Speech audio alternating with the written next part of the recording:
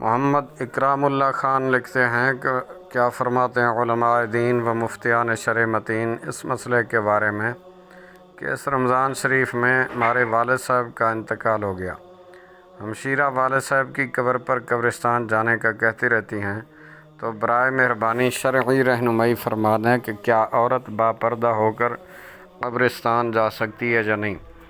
بسم اللہ الرحمن الرحیم۔ الجواب بعون الملک الوہاب۔ اللہم ہدایت الحق والصواب۔ اللہ عز و جل آپ کے والد مرحوم کی مغفرت کاملہ فرمائے اور آپ کے اہل خانہ کو صبر کاملہ اور اس صبر کاملہ پر اجر جزیل عطا فرمائے۔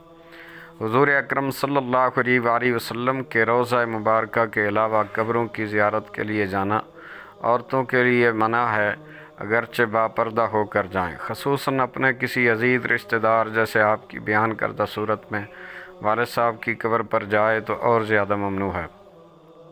لہذا آپ اپنی ہمشیرہ کو سمجھیں اور بتائیں کہ کسی عزیز کی موت پر صبر کا شیوہ اختیار کرنا ہی اللہ عز و جل کو پسند ہے۔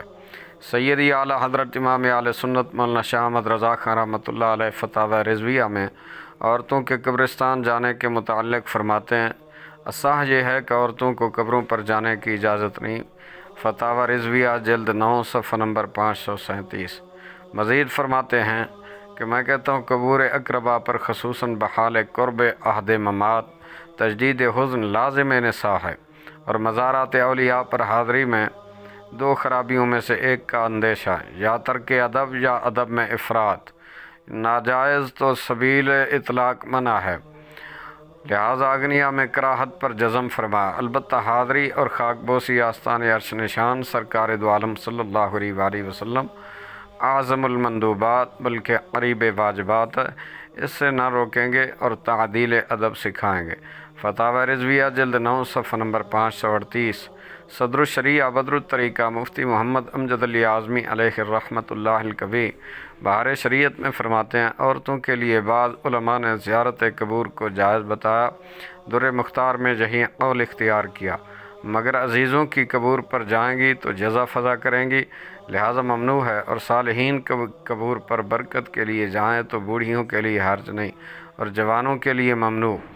اور اصلاً یہ ہے کہ عورتیں مطلقاً منع کی جائیں کہ اپنوں کی قبور کی زیارت میں تو وہی جزا فضا ہے، صالحین کی قبور پر یا تعظیم میں حد سے گزر جائیں گی یا پھر بے ادبی کریں گی، کہ عورتوں میں یہ دونوں باتیں بکثرت پائی جاتی ہیں۔